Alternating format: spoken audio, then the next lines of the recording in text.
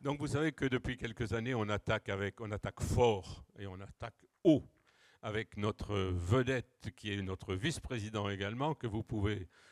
C'est un phénomène médiatique, hein, la Terre au carré sur France Inter régulièrement, Météo Climat sur 2, plus des tonnes de conférences, des livres extraordinaires. Là, je vous conseille vraiment Jamais seul, Jamais seul, et les deux suivants, et le dernier, et le prochain, parce que vraiment, comme j'aime à le répéter, quand Marc-André a fini de parler, on a l'impression d'être intelligent.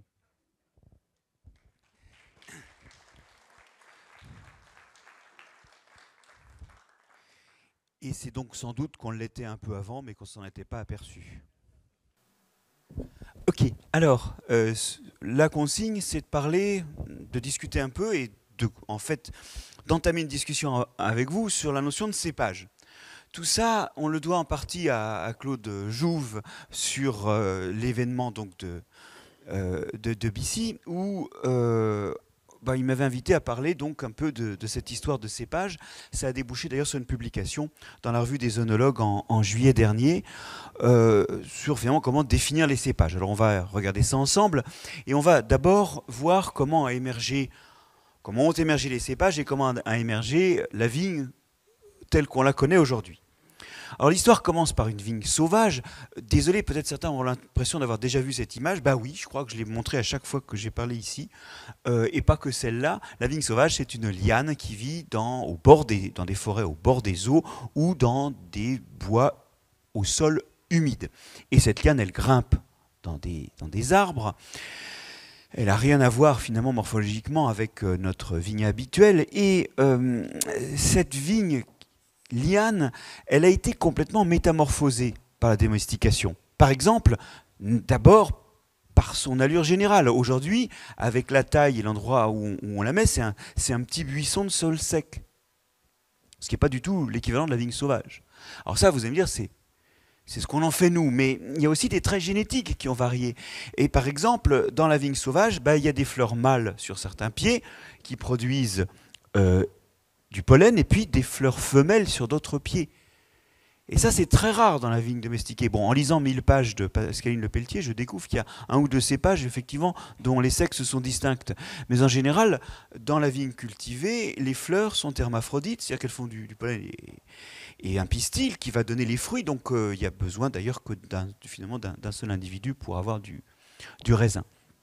Ensuite, la vigne sauvage fait quelques raisins de petite taille, dans des grappes un peu décharnées, dégingandées, alors qu'effectivement, nous, on a des raisins abondants, à touche-touche, d'ailleurs c'est parfois problématique d'un point de vue sanitaire, à touche-touche dans la grappe. Et en plus, des raisins de couleurs différentes. La vigne, donc, se reproduit surtout par ses graines, mais nous... la vigne sauvage, mais nous, on la reproduit surtout par bouturage aujourd'hui, ou par greffage, parce qu'aujourd'hui, on a tendance à avoir remplacé ces vieilles méthodes qui consistaient à faire s'enraciner la vigne, c'était le Provins par Marcot, ou alors carrément à enfoncer la souche sous terre et à voir ressortir un certain nombre de branches qui constituent les pieds suivants, mais on multiplie la vigne de façon asexuée, on ne repose plus sur les pépins pour faire de la vigne. Et c'est vrai que ces vieilles méthodes de Provins, de marcottage ont été remplacées aujourd'hui par le greffage, mais c'est la même chose. Vous propagez la vigne à partir de parties végétatives, à partir de bois, et pas à partir de graines. Bon. Alors, vous voyez que ça fait quand même une sacrée métamorphose qui tient à la fois à la main de l'homme, la façon dont l'homme conduit la vigne, mais aussi à la génétique de la vigne domestiquée. On est parti d'une liane de sol humide, on arrive à des arbustes de sol plutôt sec. On est parti de sexes séparés, on a maintenant des fleurs bisexuées et des individus qui sont donc hermaphrodites. Les petits fruits noirs sont devenus des gros fruits de couleurs variées, avec des déclinaisons jusqu'au blanc. Jamais parfaitement blanc d'ailleurs, mais bon.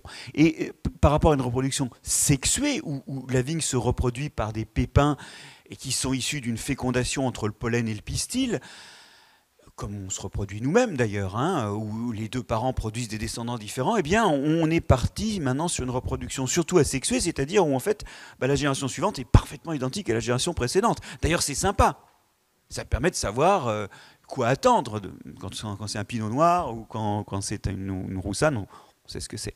Bon. Ok, alors l'histoire de la vigne, c'est l'histoire d'une domestication autour du bassin méditerranéen. Vous avez ici la zone en vert de distribution des vignes sauvages. Alors je dis bien des vignes sauvages parce qu'il y a des populations un petit peu différentes, hein. Elles n'étaient pas identiques selon les endroits génétiquement.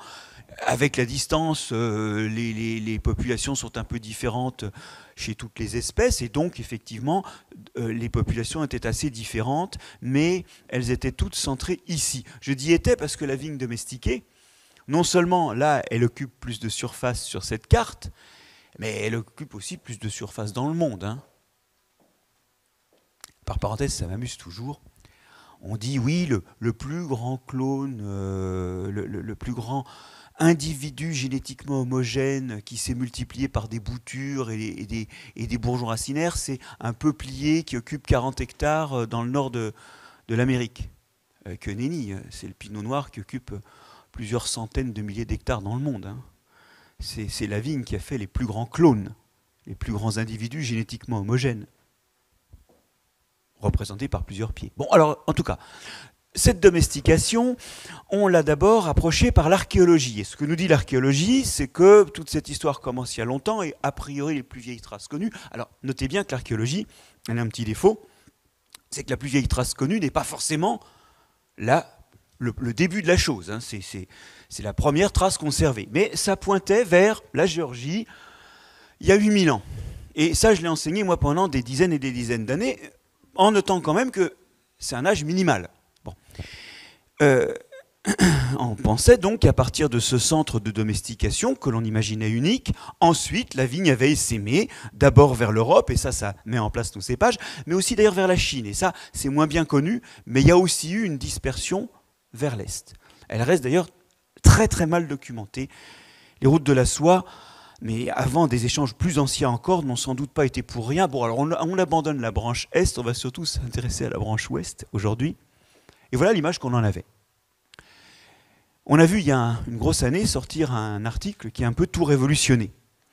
Dans la revue Science, des équipes françaises et chinoises, en gros avec des souches françaises et de l'argent chinois, hein, comme ça se passe souvent, ont découvert qu'il y avait en fait 2 centres de domestication à environ moins 11 500 ans. Alors ils l'ont découvert sur la base de comparaison d'ADN des variétés modernes et de tas de vitis vinifera sauvages. Ils ont fait une énorme comparaison avec des centaines de génomes entièrement séquencés, et ils proposent 2 origines. Une origine dans le croissant fertile, hein, une origine, on va dire, levantine, et puis une origine caucasienne. Et cette origine caucasienne, elle a laissé quelques descendants dans les Balkans, mais pas beaucoup. L'essentiel des variétés qui se sont dispersées vers l'ouest, dans le bassin méditerranéen, sont originaires du Levant. Et ça, c'est surprenant, parce qu'en fait, nous, on pensait sur l'archéologie que ça avait commencé là. Et ça a en partie commencé là, mais ça n'a pas donné grand-chose de ce qu'on a aujourd'hui comme descendants.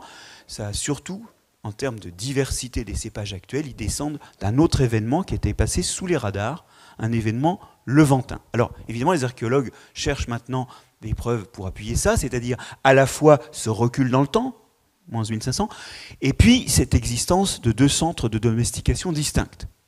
Par parenthèse, c'est pas rare ça, quand on regarde bien la domestication du maïs, du blé, du ceci, du cela, ça a souvent été fait à plusieurs endroits, et il faut se préparer aussi à l'idée qu'il y a peut-être eu des endroits où ça a été fait en plus, et qui n'ont laissé aucun descendant dans les vignes modernes. Il y a peut-être eu plus de 2 centres, hein. Mais quand on regarde ce qui vit aujourd'hui, ça pointe pour le compartiment domestiqué à 2 origines, caucasienne et levantine. Bon, alors voilà un arbre assez simple de la diversité génétique des vignes. Vous avez d'abord le groupe occidental, qui a 2 sous-populations, la sous-population 1 et la sous-population 2. Ça, c'est les vignes sauvages d'Occident, qui ont divergé il y a très longtemps, vous voyez, on pense à 200 000 ans au moins, des vignes sauvages orientales. Elles sont génétiquement différentes, je vous l'avais dit, le long de toute la zone de distribution de la vigne, c'est pas génétiquement identique. Et en fait, à partir d'un ancêtre, il y a eu les populations de l'Est et les populations de l'Ouest. Ça, c'est la première chose, c'est pas inattendu, c'est les populations sauvages. Et ce qu'on voit, c'est qu'à partir du groupe oriental 2, il y a eu la domestication du groupe caucasien, celui qui ne laisse que quelques descendants parmi des cépages des Balkans, qui sont domestiqués à partir du groupe oriental 2.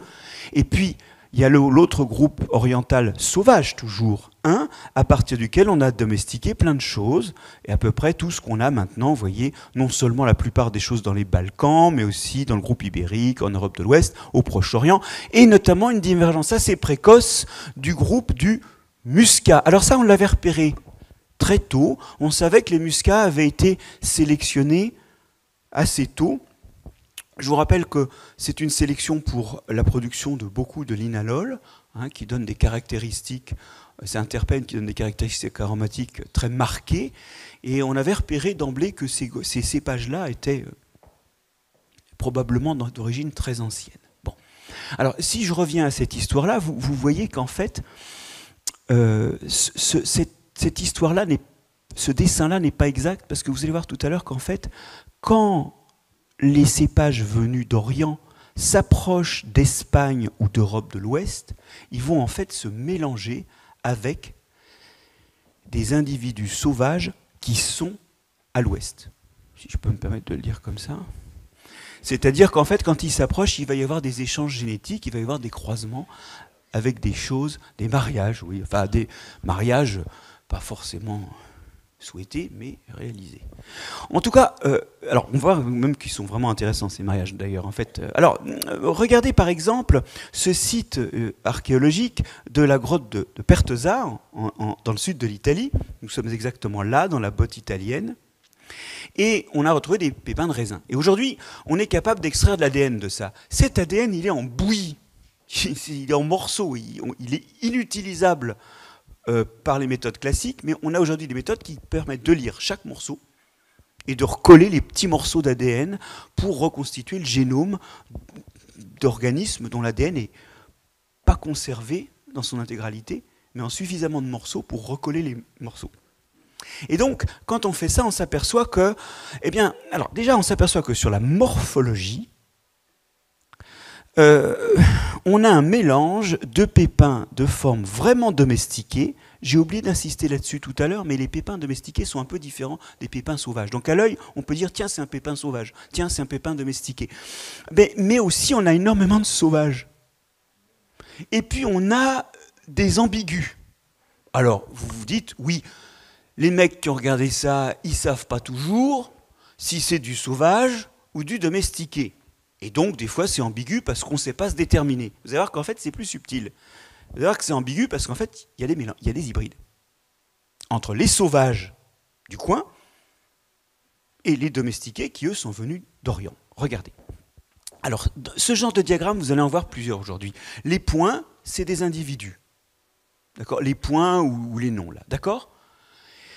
Et dans ce genre de diagramme, on récapitule toute l'information de la comparaison des génomes entiers, d'une telle sorte que plus ils sont proches génétiquement, plus ils sont proches sur le dessin, plus ils sont éloignés et différents génétiquement, plus ils sont éloignés. C'est une sorte de visualisation simple de milliers, si ce n'est de millions de différences, d'accord ?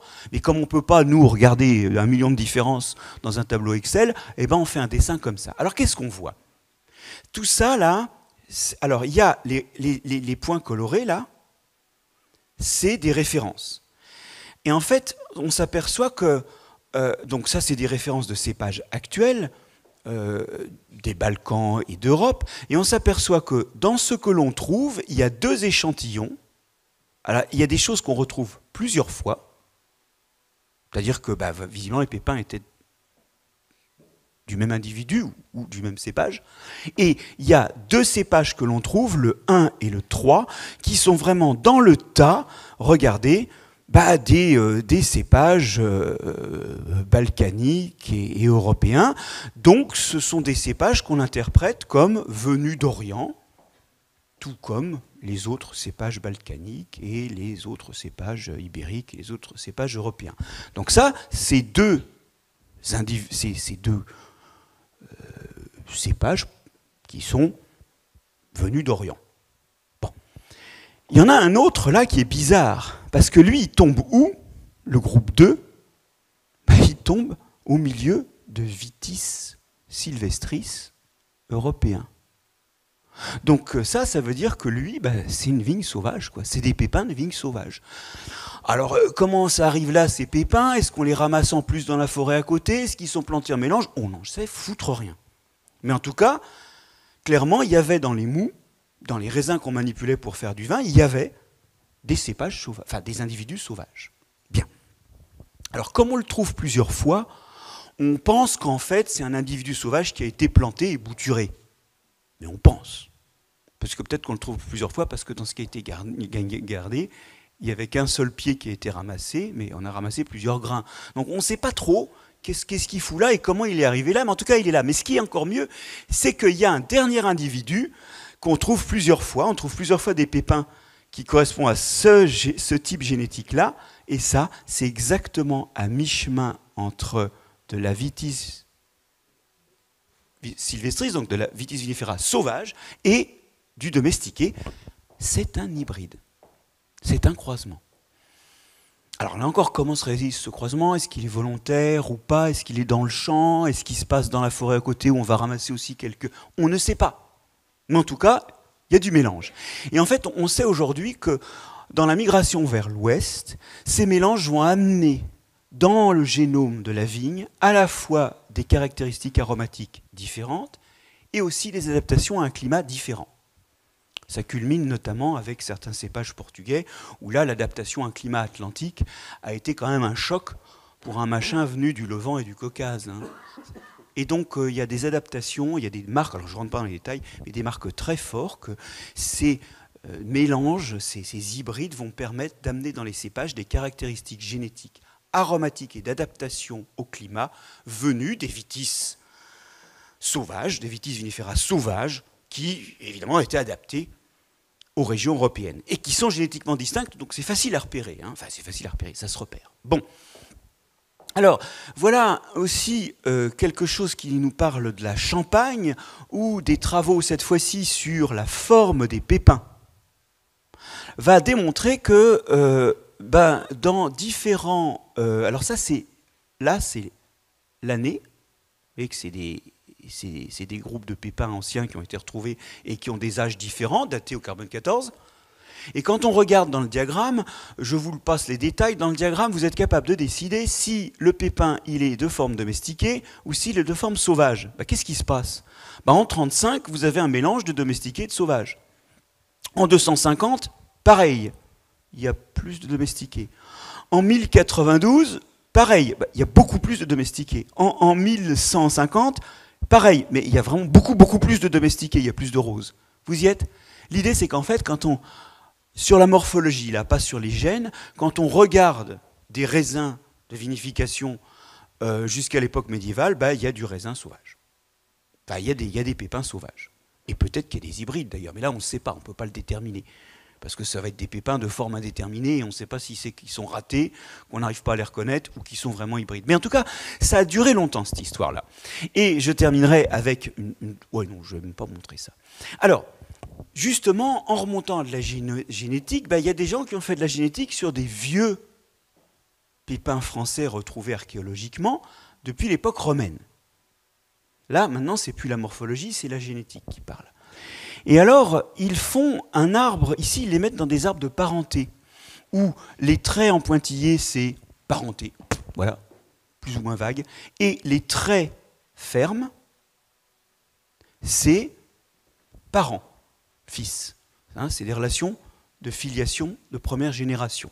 Alors, des diagrammes comme ça, on va en revoir plein, et il y a là-dessus, pour mémoire, des tas de choses actuelles que tout le monde connaît bien, comme le Cuatandra,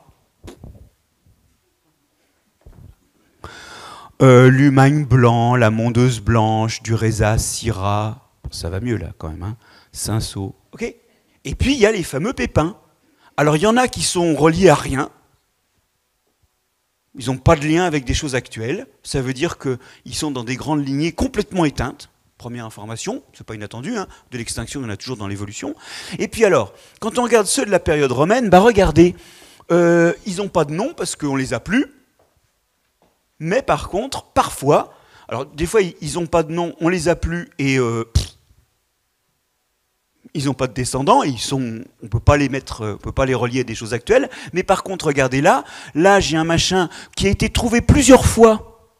C'est pour ça qu'il y a plusieurs noms. Et qui est le papa ou la maman de la mondeuse blanche. Ici, c'est le papa ou la maman de l'humain blanc. Et puis le papa d'un autre truc qui lui-même est proche, vous voyez, de l'Arvine et de la Roussette. Là, celui-là, c'est le papa ou la maman du Savagnin blanc. Donc en fait, à l'époque romaine, on a des trucs qui n'ont pas de descendants aujourd'hui, mais des trucs qui sont proches, voire même parents, de cépages actuels.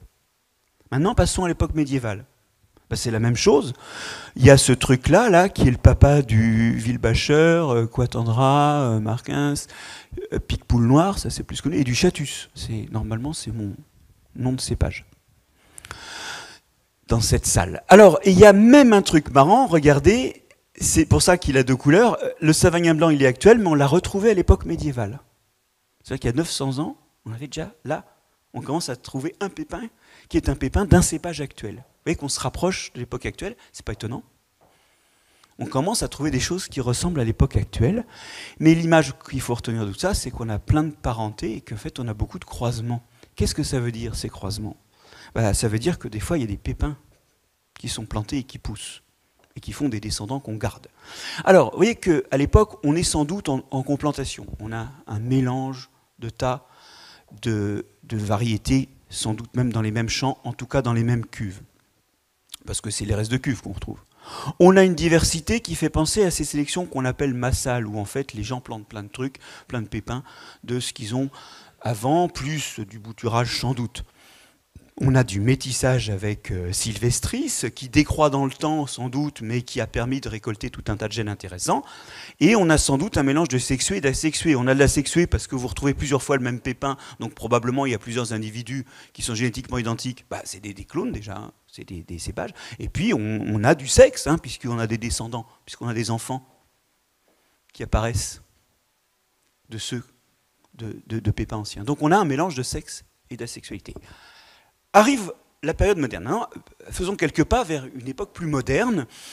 La transition se fait en continu, mais on commence à avoir des preuves historiques de l'existence de cépages modernes. Alors, les noms sont compliqués des fois. Je me rappelle que Henri Galinier racontait souvent l'histoire de l'Auvergnat, cépage de la Loire qui venait d'Auvergne, et qui en Auvergne s'appelait le Bourguignon, parce qu'il venait de Bourgogne. Et en Bourgogne, ça s'appelait le Pinot Noir. Vous voyez, vous y êtes. Donc, alors les noms, c'est le bordel, mais ça a tout été le bordel. Je veux dire, la dinde, c'est parce qu'on pense qu'elle vient d'Inde. Est-ce qu'elle vient d'Inde ? Oui, enfin, elle vient des Indes orientales. Les Anglais, ils appellent ça Turkey parce qu'ils pensent que ça vient de... Enfin, ils pensaient à l'époque où ils l'ont nommé que ça venait de Turquie. Vous y êtes. Donc, souvent, les noms, c'est le bordel. Et donc, il faut donner accorder une fois limitée à deux noms différents. Et quand on utilise le même nom, ça peut être pour deux choses différentes. Mais il n'empêche que quand Philippe le Hardy interdit le déloyal gamay, il ne dit rien du Pinot, contrairement à ce qu'on dit souvent. Mais en tout cas, il parle du gamay, hein, c'est clair. Alors, on passe de ce système, finalement, à un système où maintenant, on va être de plus en plus en monocépage. On va être avec une diversité de plus en plus limitée, non seulement dans le champ, mais d'un champ à l'autre et d'une région à l'autre. Une clonalité plus forte, c'est-à-dire qu'on multiplie le même matériel et on a de moins en moins de graines. Et du coup, c'est surtout asexué comme multiplication. Ça ne se fait pas comme ça du jour au lendemain, mais c'est une tendance à partir de l'époque romaine. Et cette multiplication, je vous l'ai dit, on remplace le pépin par des méthodes de provignage ou des méthodes de couchage. Et alors ça d'ailleurs c'était bordélique, hein, parce qu'au bout de 500 ans, le sol c'est un tas de souches enfouies. Et d'ailleurs on a des textes du VIe siècle où les habitants d'Autun appellent à l'aide, enfin les viticulteurs d'Autun appellent à l'aide pour dessoucher des champs où en fait c'est un tas de branches mortes, et l'accès au sol est très limitant, et quand on recouche les souches, bah, elles n'arrivent pas à refaire des racines. Donc ça, c'était une méthode de merde, hein, disons-le. Ça, c'est un peu mieux, mais c'est un peu plus technique, hein. Enfoncer une souche dans le sol, c'est quand même plus simple. Alors, ces techniques-là, évidemment, vous savez qu'aujourd'hui, elles sont remplacées par du greffage, mais dans l'idée, c'est la même chose, c'est toujours le même matériel qu'on multiplie. Ça, ce sont nos cépages, ce matériel qu'on multiplie et qui fait que finalement le même individu génétique peut couvrir des centaines de milliers d'hectares de par le monde. Des cépages, on en a pas mal de par le monde, mais quand on regarde bien les choses, on n'en utilise pas beaucoup aujourd'hui. Vous voyez que 12 cépages couvrent un tiers de la superficie viticole mondiale. Alors c'est des chiffres qu'on donne très souvent, et 33, la moitié de la superficie viticole mondiale. Notez quand même que dans les records, hein, on a des cépages, alors des variétés, j'y reviendrai, ce n'est pas des cépages comme Kyoho, hein, qui sont des raisins de table, qui arrivent quand même. Alors voilà, ça c'est le nombre de pays qui cultivent le raisin, et ça c'est la surface totale. Vous voyez que le premier en surface, c'est un raisin de table, et puis il est tout de suite suivi par le Cabernet Sauvignon, puis de nouveau un raisin de table, la sultanine, sauf la diapo que je vous montrerai tout à l'heure d'ailleurs, et puis après le Merlot, le Tempranillo et l'Hérienne sont pas très loin, et le Chardonnay est derrière. Bon, en fait, cette tendance à une réduction de la diversité variétale, on la connaît dans toutes les pratiques agricoles. Je vous montre ici un chiffre aux États-Unis. Sur les 80 dernières années, on a perdu 93% des variétés. C'est assez général. On diminue les variétés parce que, d'une part, il y a plus d'échanges, donc finalement, les gens finissent par avoir les mêmes variétés. Il y a moins de différences géographiques, mais même dans un terroir donné, on cultive moins de variétés parce qu'en fait, on a des pratiques culturelles ou des pratiques de production des aliments à partir de ces cultures qui sont standardisées et qui finalement réussissent mieux avec une variété donnée qu'avec un mélange ou avec les autres variétés. C'est vraiment une tendance générale, hein, de l'agriculture, et on n'y échappe pas. Et c'est pour ça qu'il y a des associations qui vont exhumer les cadavres de cette diversité passée, et qui les goûtent d'ailleurs, quand on voit les mines réjouies, on sent, hein, c'est qu'il y a effectivement toute cette diversité inutilisée, et elle est grande en France, mais vous voyez qu'en Italie c'est encore pire, si j'ose dire, et je ne parle même pas de la Géorgie. Ce que je veux dire, c'est qu'effectivement le bilan de ça, c'est qu'il y a beaucoup de cépages qui sont modestes, mais n'oubliez pas qu'ils le sont surtout devenus.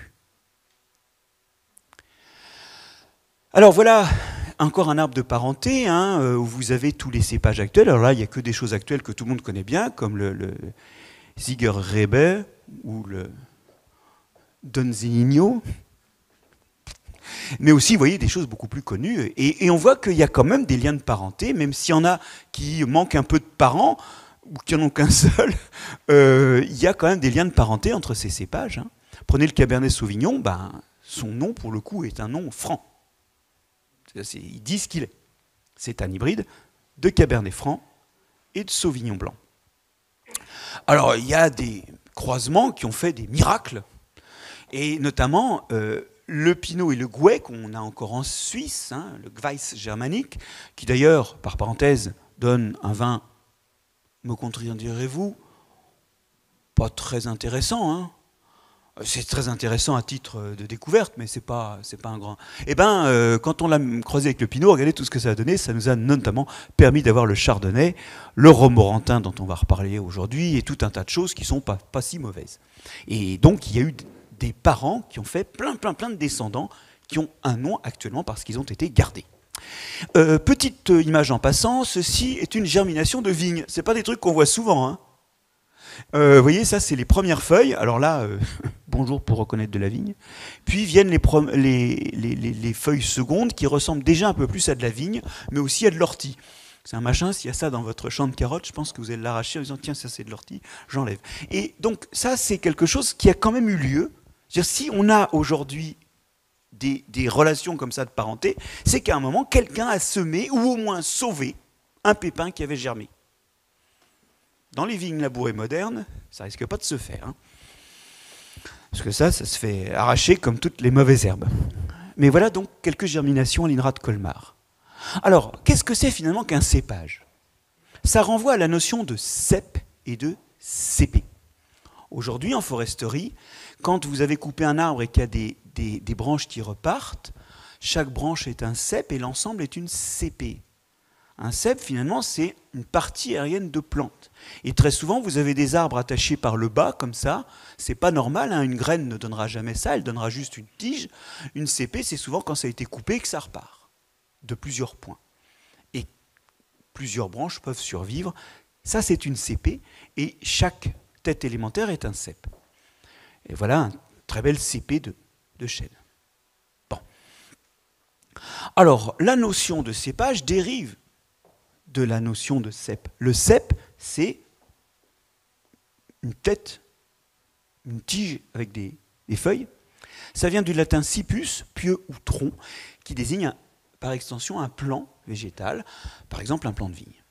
La première occurrence de cépage est dans le sens de branchage. C'est sous la plume de Baïf en 1573, et il l'utilise dans le sens général qui inclut la vigne, mais pas que la vigne. Donc au début, c'est plutôt un individu, le cépage. C'est une sorte de synonyme de cep. Et il est probable que très longtemps, les mots de cep actuellement, d'encépagement et de cépage n'ont pas été distingués. C'est plutôt des raffinements à partir du mot cépage qui sont apparus secondairement dans la littérature. Alors il y a un texte évidemment de référence qui permet de citer quelqu'un dont on ne peut qu'estimer pour ses travaux, hein, Jean-Michel Boursicot et Patristis, ils ont signé ce petit travail-là dans les années 99, et il est encore très moderne. Ils ont notamment fait beaucoup de recherches sur l'émergence du mot, et notamment, je relève dedans cette définition de Fox qui dit « diverses formes de vignes cultivées pour cépage, hein, qui ne correspondent pas à l'idée qu'on se fait d'une variété en botanique ». Alors je vais vous dire, ça c'est de la foutaise. Parce que c'est un peu toujours cette impression que le matériel qu'on a est unique. Hein. Et effectivement, en botanique, souvent une variété, c'est quelque chose qu'on multiplie avec des graines. Et là, on ne multiplie pas avec des graines. Mais les échalotes,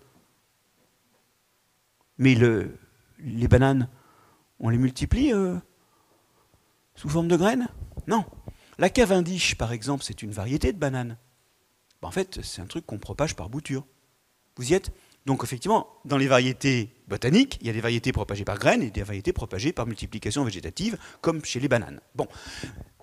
Viala et Péchoutre proposent en 10 du siècle passé que c'est une individualité que seuls peuvent perpétuer les moyens artificiels de la multiplication végétative. Alors là effectivement, on sent bien le truc. Le cépage, c'est une sorte de variété, mais au sens d'une variété multipliée végétativement, ce qui assure une certaine stabilité du matériel génétique et des propriétés. Et c'est d'ordre inférieur aux formes morphologiques qui peuvent être fixées par le semis. Ok, c'est moins variable que des semis, d'accord. Alors là se pose un problème. Vous savez que certains cépages en donnent d'autres. Par exemple, par mutation, le pinot noir est devenu un pinot blanc ou est devenu un pinot gris. Alors, est-ce que ça, c'est des cépages différents? Ben, en toute rigueur, non. Non, puisque tout ça, c'est le même clone, simplement au cours du temps, à force de multiplier, vous avez des mutations qui apparaissent. Certaines mutations, vous ne les voyez pas, puis d'autres, vous les voyez parce qu'elles touchent à des propriétés importantes, comme la couleur, l'écologie. Bah tiens, le pinot meunier, par exemple, avec ses feuilles poilues, bah, c'est un pinot qui est plus résistant à la fraîcheur. Le Fru Burgunder, le pinot précoce, c'est un pinot qui est bien adapté aux zones septentrionales parce qu'il a un cycle plus rapide.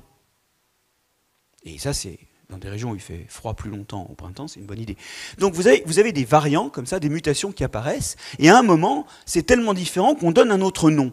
Mais en toute rigueur, c'est toujours le même cépage, c'est toujours du pinot. D'ailleurs, c'est écrit dans le nom, au fait. Vous y êtes? Alors, voilà ce que propose Boursicot et Tis. Ils disent, ben voilà, dans l'espèce Vitis vinifera, il y a des sous-espèces, comme par exemple la vigne cultivée, ou la vigne orientale, ou la vigne sauvage orientale, ou la vigne sauvage occidentale. Ensuite, bon, il y a des groupes, alors on va les oublier. Et tout ça, c'est des choses issues de reproduction sexuée. Maintenant, en dessous de ce niveau-là, vous avez le cépage, et là, en dessous, la multiplication, elle est uniquement asexuée. Et dans ces cépages, il y a des sous-cépages, comme le pinot noir ou le pinot blanc, qui sont issus de mutations.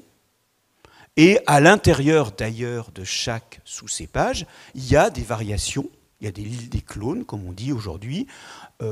Par exemple, il y a le 115 pour le pinot noir. Vous y êtes? C'est des variations de pinot noir, des variations de chardonnay, ou des variations... Voilà. Donc il y a plein d'échelles de diversité, mais il y a un moment où la diversité cesse d'être une diversité issue de la reproduction sexuée, et en dessous, c'est de la diversité qui vient... Enfin, il y a beaucoup moins de diversité, c'est tout pareil aux mutations près, et c'est les mutations qui font de la diversité. C'est ce qui se passe à l'intérieur du cépage au sens strict. Et du coup, les pinots sont tous dans le même cépage, mais c'est des sous-cépages, bien sûr, reconnaissables et individualisables. Bon, alors, la notion de cépage ne s'applique pas aux porte-greffes, dont je vous rappelle que c'est des hybrides, la plupart du temps, entre Vitis cordifolia, Vitis riparia, Vitis rupestris, Vitis hyperlandi, des Vitis américains résistants au phylloxéra, en fait, qui vont donner des racines résistantes. Et plus rarement, comme le fer cal, il y a une contribution génétique d'un peu de Vitis vinifera, mais tous nos porte-greffes ici, tous, on en a une trentaine, on n'en a pas beaucoup, sont en fait des porte-greffes qui sont issus de mélanges de vitis américaines. Et ce n'est pas des cépages. Ce n'est pas non plus le cas des raisins de table. Les raisins de table, on ne dit pas que la sultanine est un cépage. Alors, des fois, ça aboutit d'ailleurs à un problème, c'est que quand vous avez un vin comme celui-là que j'ai bu il y a quelques jours, qui est un mélange de sauvignon blanc et de sultanine, donc il y a un cépage et un pas cépage. Vous voyez que bon, puisque la sultanine, essentiellement, c'est un raisin de table.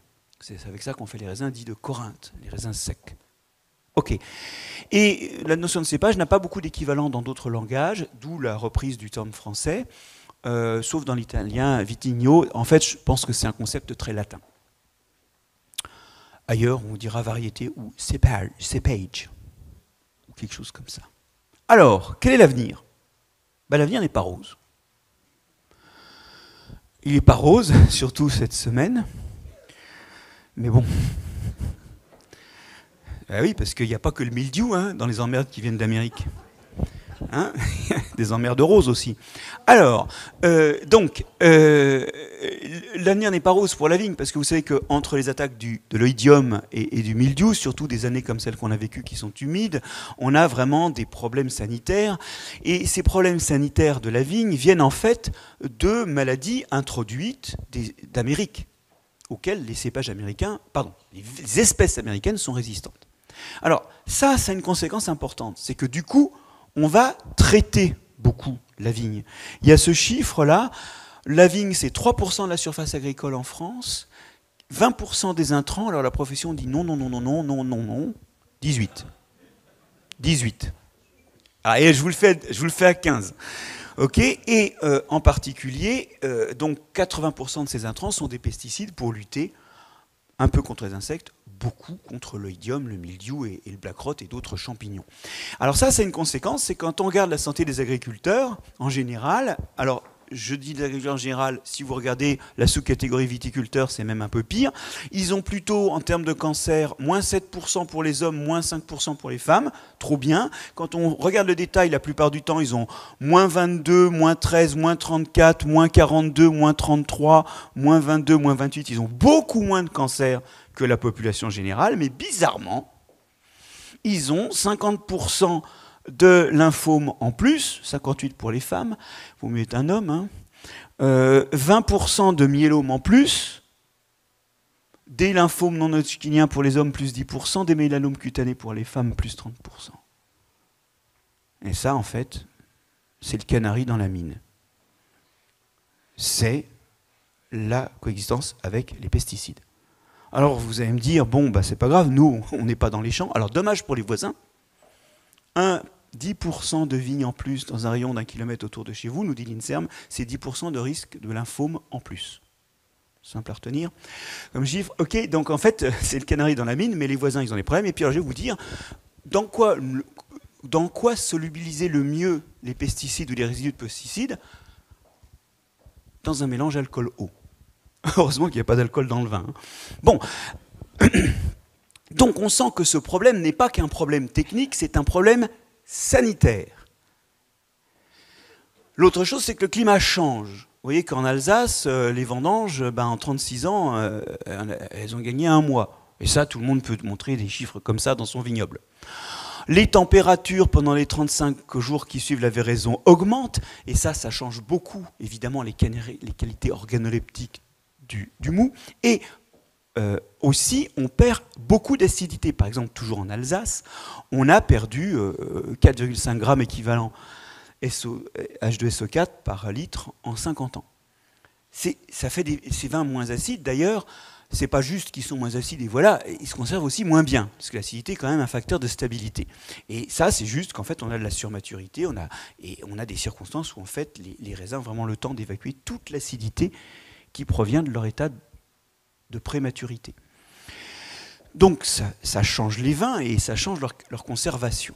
Alors, ce qu'il faut, c'est retrouver de la diversité et des marges de manœuvre. Alors vous voyez que quand on regarde la diversité clonale, par exemple tous les clones de Riesling, qu'est-ce qu'on s'aperçoit? On s'aperçoit qu'on a une certaine variabilité. Vous voyez, toute l'ampleur des points est là, ça c'est la moyenne. Vous avez une variabilité en gros 4 jours sur le débourrement, 2 jours sur la floraison et 2 jours sur la véraison. C'est pas énorme hein, pour s'adapter au changement climatique et pour avoir des cépages qui se resynchronisent avec les conditions de climat qui leur conviennent. Quand on explore la diversité des cépages, ben là, vous voyez que toujours, c'est des chiffres que j'emprunte à des collègues de Colmar, notamment Didier Merdinoglu. Vous voyez que sur ces cépages-là, on peut avoir jusqu'à une 50aine de jours sur la date de véraison. Donc, en intercépage, il y a plus de différences à trouver qu'en intracépage. C'est logique. Hein.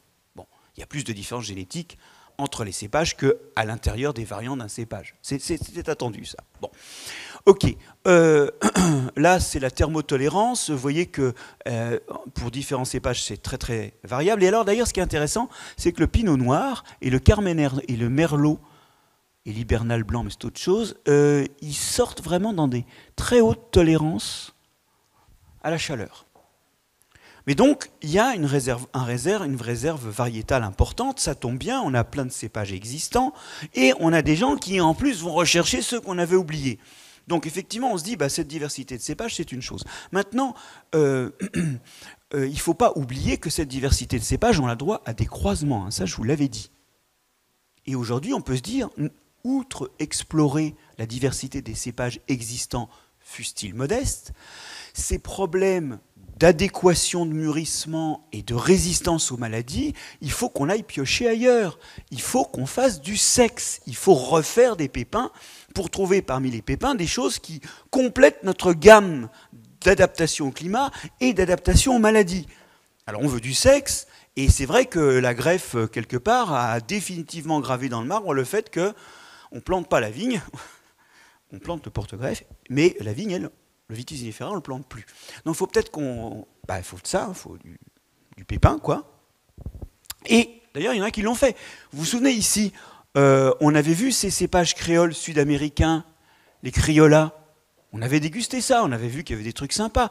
Quand ils sont arrivés en Amérique du Sud, ils ont continué à faire des croisements entre, vous voyez, des parents qui sont le Muscat d'Alexandrie, le Malbec, le Listan Prieto, le Molar Cano, et puis Muscat Petit Grain, et puis ce cépage que je ne connais pas là, Hepta Kilo. Bon.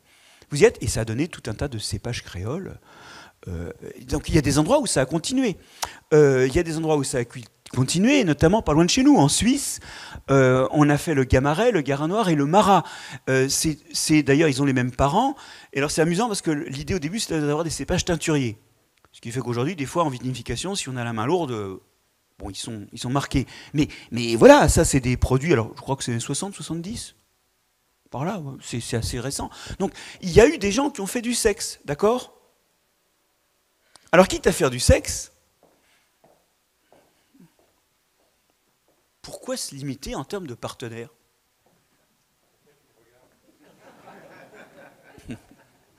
Non, j'essayais d'éviter de te regarder, mais ça s'est pas vu visiblement. Bon, le truc c'est que paradoxalement, on a domestiqué la vigne là où il n'y avait qu'une espèce, vinifera, alors qu'il y a une trentaine d'espèces en Asie, une trentaine d'espèces en Amérique, et que les espèces américaines, eh ben justement, elles portent des résistances, puisqu'elles ont évolué avec ça, au mildiou et à l'oïdium, et au phylloxéra d'ailleurs aussi, ça vous le savez. Alors l'idée c'est qu'on a fait d'ailleurs, pour résister au phylloxéra, des cépages hybrides, mais ils ont quelques défauts. Quand on les vinifie mal, ils dégagent beaucoup de méthanol, mais ce n'est pas obligé. Et deuxièmement, ils ont des arômes très particuliers. Bon, là encore, il y a vinification et vinification. Dans les cépages hybrides entre des vitis européens et américains, des fois on peut, même avec des premières générations, faire des vins corrects. Pas bons, j'ai pas dit bons, mais corrects. Au Québec, par exemple, ils savent faire des trucs avec des hybrides de première génération qui sont... vous ne pouvez pas déterminer que c'est des cépages hybrides. Après, c'est pas parfait, mais en même temps, le Québec, pour faire du pinard, c'est pas le Pérou. Bon. Alors, ces cépages hybrides, vous avez des choses comme la Noa, vous avez le Baco. Et alors, le Baco, justement, parce qu'on crache un peu sur ces cépages hybrides en disant oui, leur aromaticité, vous vous rappelez que l'Armagnac s'est battu pour le garder. Parce qu'il amène des arômes primaires qui persistent à la distillation et qui sont flatteurs. C'était la raison. OK ?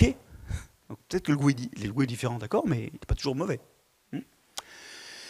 Alors, l'INRA, désolé, je reparle tout le temps de ça, à partir de vitis américaine, de vitis rotundifolia et de vitis américaine et asiatique, il est parti de stocks de variétés primaires et il a fait plein de mélanges pour faire plusieurs variétés de résidus de première, de deuxième et de troisième génération.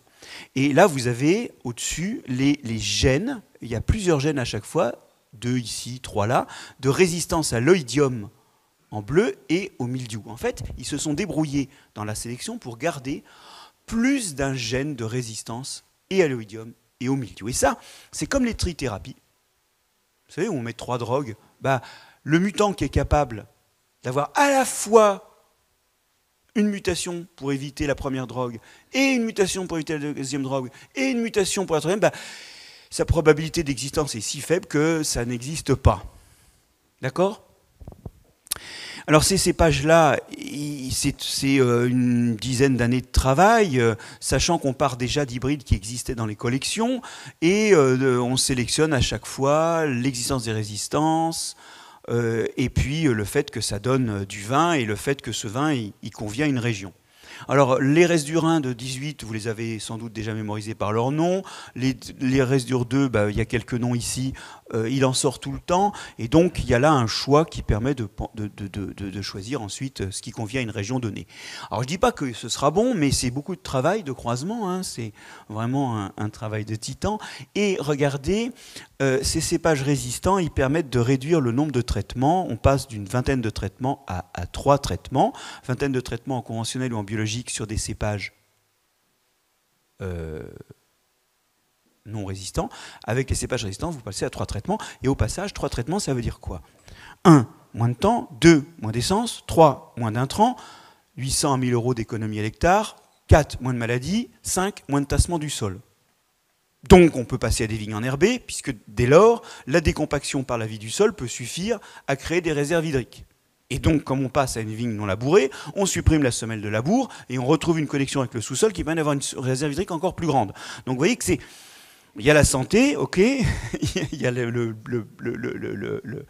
budget de l'exploitation, et aujourd'hui, pour la viticulture, c'est problématique, mais il y a aussi la santé des sols. Bon, alors voilà un exemple à Winsenheim, en Alsace, de pinot blanc avec 100% de protection et d'opalor avec moins 90% de traitement. Je préfère ramasser du raisin ici que là. Alors après, je préfère ramasser du raisin qui est bon pour faire du bon vin. Je n'ai pas dit qu'il faut planter opalor partout.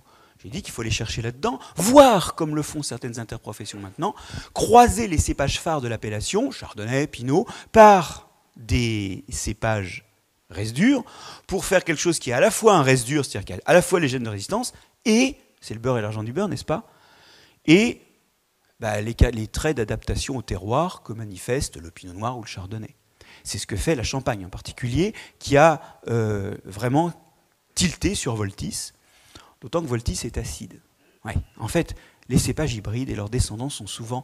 Les hybrides surtout, les descendants, ça varie beaucoup plus acide. Et ça permet ça va au-devant de ce problème d'acidité. Ok, alors justement, venons-en maintenant aux histoires de précocité. Vous voyez que si vous regardez à la même date, le 29 juillet, différents cépages de vinifera et la muscadine à Colmar, vous voyez qu'il y a dans les autres espèces aussi une réserve de précocité ou de tardivité, une réserve de variation de temporalité du développement aussi très importante. Ça n'a pas été très utilisé jusqu'ici, mais en tout cas, il y a des choses intéressantes à faire ici par rapport au changement climatique. Alors, je voudrais maintenant revenir là-dessus. Vous allez me dire, et les piouis et les cépages hybrides, pourquoi pas ?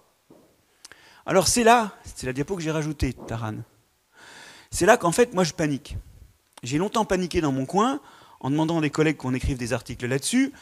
Il est temps que je vous le dise. En fait, quand vous avez ces piouis et ces hybrides de première génération, souvent, ils ont un gène de résistance.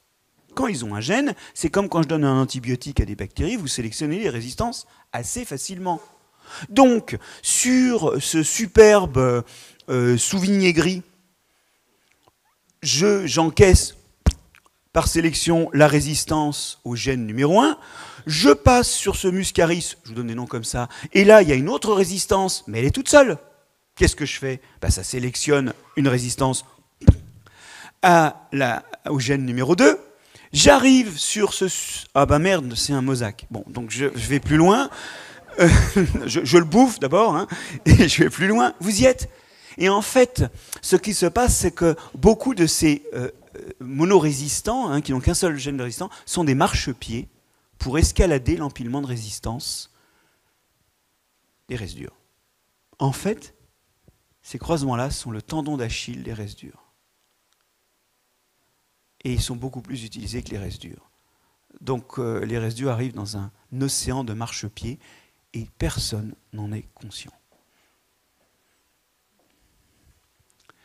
Alors, la notion de cépage, s'adapte-t-elle, et je termine, à ces cépages nouveaux, ces hybrides ou ces... Alors, Jean-Michel n'aime pas du tout cette idée-là, hein, et donc je résume un mail dans un échange qu'on avait eu avec Henri Galinier et lui. Il dit que le terme de cépage est apparu avant les hybrides. Bon, bah oui, ça c'est sûr. Hein. Il dit que ce terme n'est pas utilisé pour les porte-greffes qui sont des hybrides. Ok. Et au fond, ces cépages-là ont des qualités différentes pour le vin.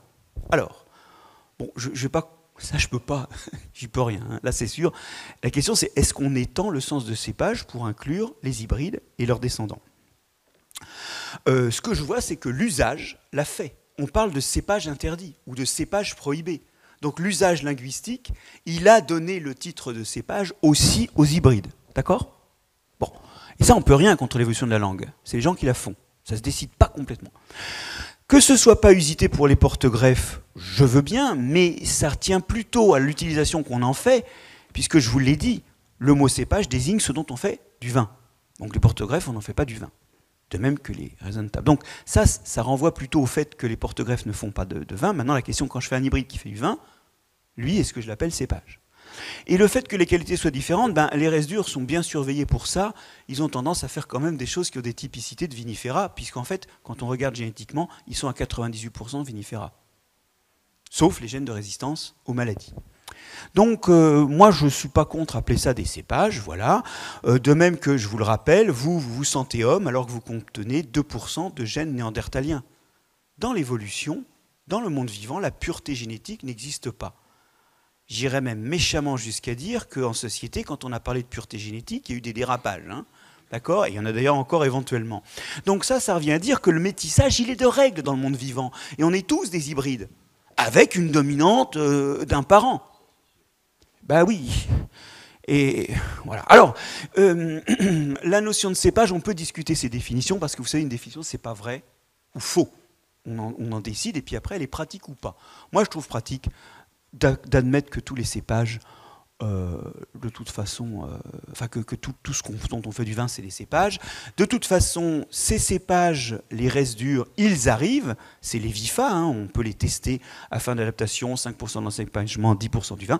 Et je propose, pour ne pas tromper le consommateur, de les appeler cépages introgressés ou un autre nom, d'accord?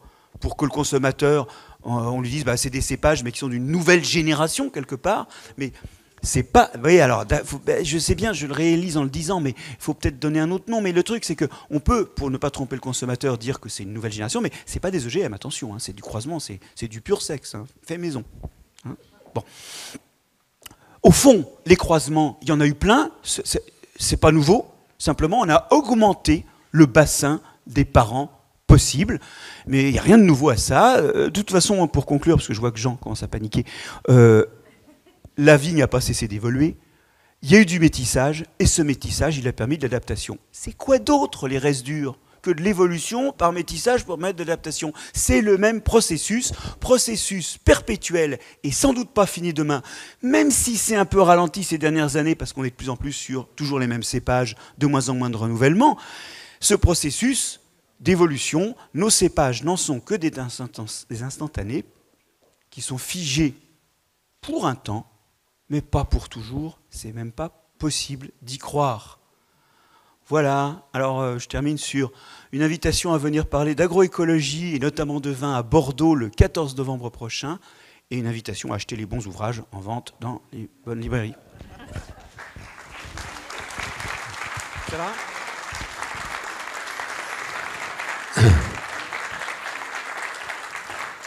Merci Marc-André.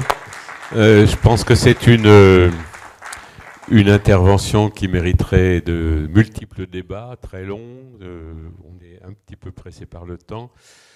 J'avais proposé à Olivier Llobregat de venir, mais il ne pouvait pas. Et donc, je lui ai proposé d'envoyer un texte sur ce sujet, etc. Il a envoyé un texte qui est d'une richesse telle qu'on ne va pas le traiter cette année.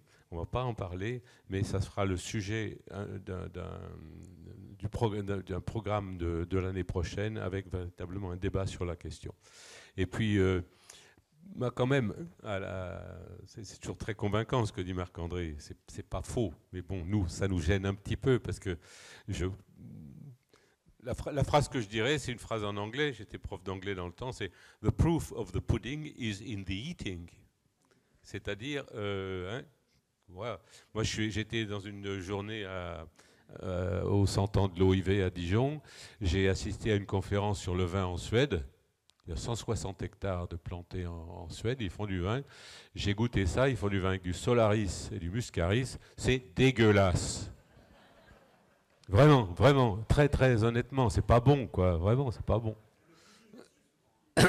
Bon, alors... Moi, pourquoi pas, mais j'attends de voir, de goûter ce que ça peut donner, et puis après, je dirais si c'est une bonne idée ou pas. Je crois. Hein, pour clore un peu rapidement un débat qui est bien plus compliqué que ça, voilà. Écoutez, ça vous dérange pas qu'on n'ait pas de débat tout de suite là-dessus? Il faudra revenir l'an prochain pour en parler, ou alors juste une petite question vite fait, Monsieur Schwerbeck. C'est juste que culturel, bien sûr, c'est très tentant, il y a énormément de vrai là-dedans, mais culturellement, on est tous partis d'Adam et Ève, bon, ça crée la diversité. Darwin nous refait le coup avec l'arbre de vie. C'est indiscutablement vrai, il y a de l'adaptation, ça crée de la diversité. Mais alors moi, je ne connais pas du tout les plantes, et peut-être que je dis une énorme connerie, tu me diras. Je connais beaucoup plus l'homme. Quand on fait la généalogie, la phylogénie d'un groupe humain, on part toujours d'une poignée de gènes connus et qu'on retrouve chez tous les humains. Mais 90% de notre génome, c'est autre chose. C'est ce qu'on a appelé longtemps du génome poubelle. C'est en fait une espèce de réserve de trucs qui ne sont pas fonctionnels à un instant T, mais qu'on peut aller piocher et remettre à un endroit. C'est ce qui crée un certain nombre de cancers. L'adaptation malheureuse des lymphomes, quand on expose un génome à des toxiques, c'est ça. Mais de temps en temps, c'est des choses qui sont tout à fait utiles pour résister à des pathologies, ou tout simplement pour évoluer. Et une grosse partie de la diversité dépend ni du sexe, ni de l'héritage fonctionnel, en tout cas chez l'homme. Et même ces zones de ton génome qui servent à rien, tu les as héritées de quelqu'un. En fait, si on regarde la diversité de ce qui fait... oui, voilà. Oui, alors, si on regarde la diversité en fait génétique dans les individus d'une population, quelle qu'elle soit, il y a des choses qui viennent des ancêtres et des choses qui ont été attrapées. Soit par métissage avec d'autres espèces, soit par des virus qui ont amené des nouveaux gènes. Tu as tout à fait raison. Donc il y a deux sources de diversité. Il y a la mutation dans ce qui est transmis de génération en génération, puis des événements qui amènent des gènes venus d'un compartiment extérieur, un hybride, un virus. Par exemple, nous, on n'aurait pas de placenta si on n'avait pas un virus qui nous aidait à faire le placenta.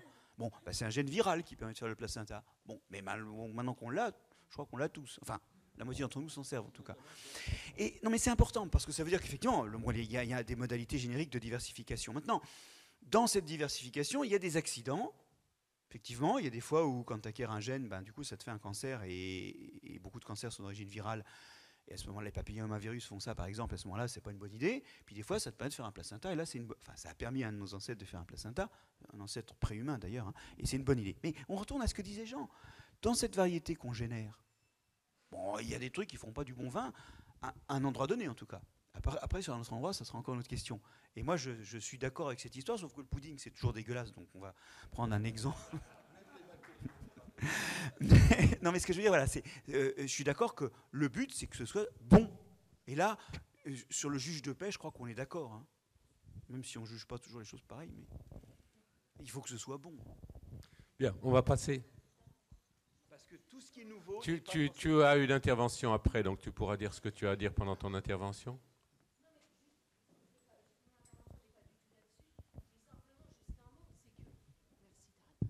Juste un mot très court, c'est qu'on se rend compte quand même progressivement que, en tout cas cette année, il y a eu beaucoup de mildiou dessus, donc on pourrait peut-être commencer à arrêter d'appeler ça les résidus simplement. Si ça commence à être plein de maladies, c'est juste ça.